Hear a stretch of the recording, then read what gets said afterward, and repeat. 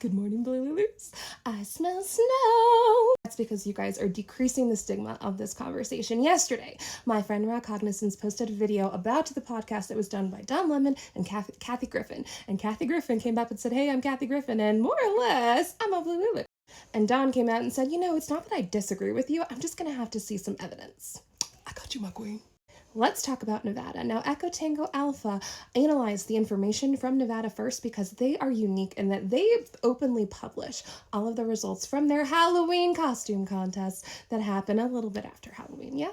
And Echo Tango Alpha has found significant statistical anomalies that are inconsistent with human behavior. One of them is called the drop-off pieces of paper. Yeah, you can go and look at the website if the code is too complicated. But basically, the drop pieces of paper mean that somebody only fills out the top of it, right? And it's typical for that to be seen in any given costume contest, correct? But it's usually between 0.5% and 1% of the total amount of pieces of paper, right? In this instance, the people who put in their tallies for the person who liked to wear the blue hat, that was normal. It was 0.58% of the total amount of pieces of paper. And in the instance of the person who wore the red hat, it was 10.5% of the total. That is a far departure from what we typically see in costume contests. And it's being theorized that a lot of this manipulation occurred before the day of the contest. This graph demonstrates an unusual anomaly in this contest data. The x-axis demonstrates the total amount of pieces of paper in each hat, yeah? And the y-axis is the percentage of people who put in their pieces of paper for each person, yeah? Red one wears red, blue one wears blue. And you can see over here on the left side of the graph, you see how it's all clumped together and it looks super random? That is more consistent with what you could expect to see in a contest that was projected to be about a 50-50. But once you start to pass that 250 pieces of paper per machine line, you can see that there is a distinct separation where all of a sudden there's a lot more going towards one side and a lot less going towards the other. This did not happen on the day of the contest. These are both totally straight lines where the amount of people putting in their tallies in each of these individual hats should not have changed their human behavior, right? This is the same population of humans in the exact same area, days apart from each other, and the differences in their graphs are huge. The graph on top here is what happened during the costume contest of 2020. That is a more normal looking graph. You see how it's one big chunk that's chaotically, though predictably distributed? The one on the bottom has a big old split in the middle, right around that 250 mark. And that indicates that after each hat had about 250 pieces of paper in it, there was a switch that could have flipped that changed the trajectory of this costume contest.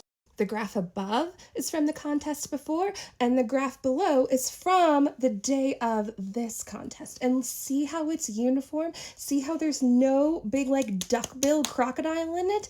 This indicates that something very well could have happened. If you don't like scatter plots, would you like a bar graph?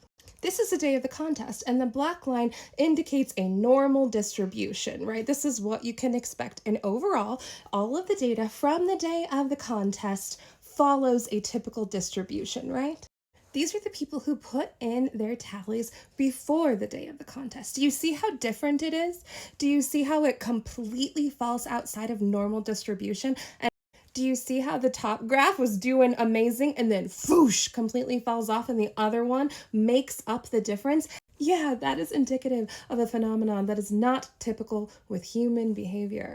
And then when you combine these graphs with what they were saying at the time, it's almost impossible to deny at this point, right? Because remember right before the contest, the Joker would get up and say, "Don't worry, guys, we're not going to have to be waiting days and days like we did the last time. It's really important for us to know exactly what happened the night of the contest," right? And everybody was like, how on earth are you going to do that? It took 5 days last time.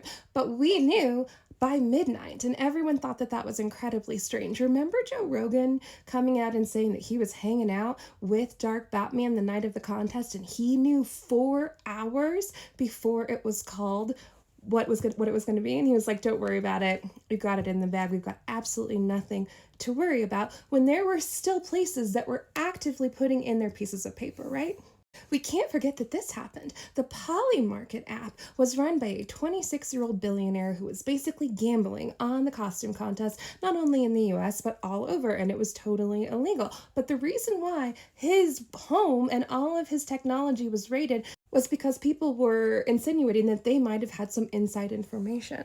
Because this was the map that they provided as the house for this costume contest, right? And nobody would have picked this because there was like a 1 in 4 billion chance of it happening this way, with these people being in a dead heat. So it was awfully strange that this company was able to have this information and then make a ton of money off of it. And anybody else who put their money on this map made out like a bandit.